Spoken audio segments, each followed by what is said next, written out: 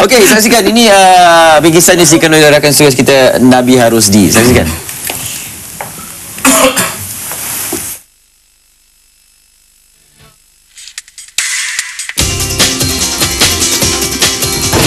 Kalau bercakap tentang padang golf seperti ini, penggemar sukan golf ini pasti hanya memikirkan tentang keadaan green ataupun fairway atau mungkin juga peranan bagi seperti ini. Tapi tahukah anda, rumput di sini juga memainkan peranan penting dalam permainan golf itu sendiri. Hanya ada seorang individu yang menyelia dan menjaga kesejahteraan rumput-rumput ini. Bersama dengan saya, kita menyingkap kisah lelaki rumput untuk segmen personality minggu ini. Normas Yakin Mat Arifin adalah seorang perunding rumput yang berpengalaman. Penulis ruangan klinik rumput untuk majalah laman ini mengakui kecintaan terhadap tumbuhan hijau mendorong beliau menjadikan ia sebagai kerjaya tetap.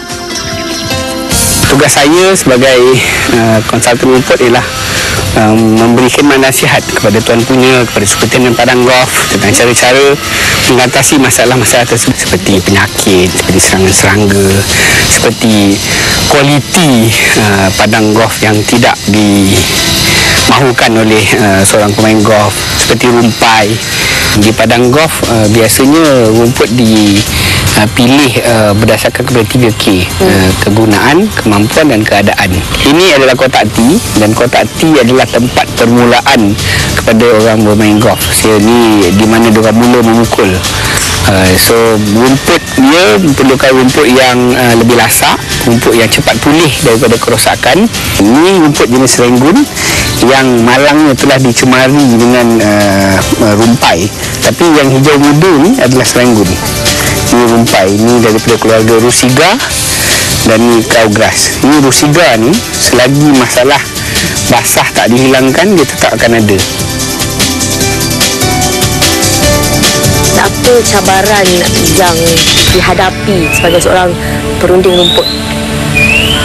Salah satu, ada beberapa cabaran, tapi salah satu cabaran yang agak susah bagi saya ialah kadang-kadang untuk meyakinkan tuan punya atau meyakinkan orang yang pegang duit tu bahawa beberapa kerja-kerja yang perlu dilakukan di padang golf tu memerlukan mengeluarkan belanja.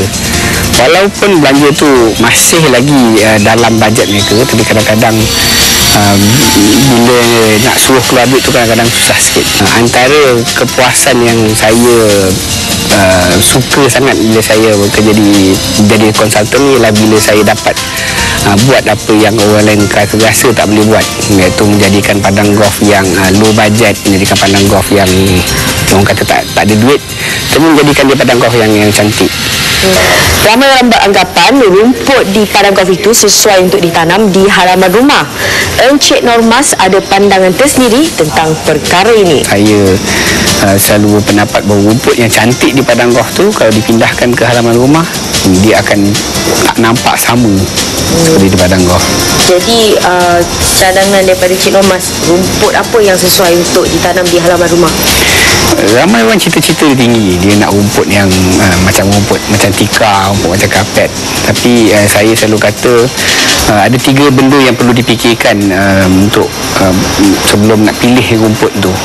3K, sama ada keadaan dia, sama ada kegunaan dia, dan sama ada kemampuan dia. Rumput yang kita perlu cari adalah rumput yang jenis tahan teduh.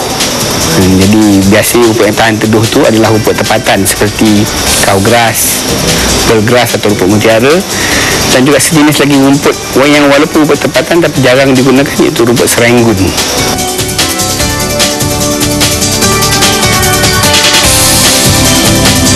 Saya juga menjadi pensyarah separuh masa di Kolej Damansara Utama, mengajar program Diploma in Golf Resort Management dalam bidang turf management.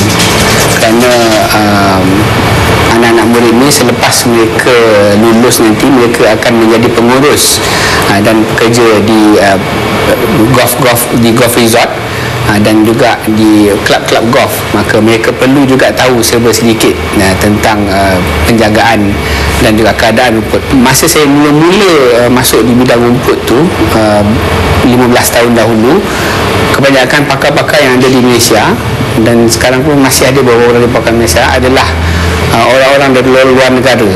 kurang pakar-pakar tempatan. So saya merasakan akan di masa-masa akan datang akan ada perlunya pakar-pakar tempatan.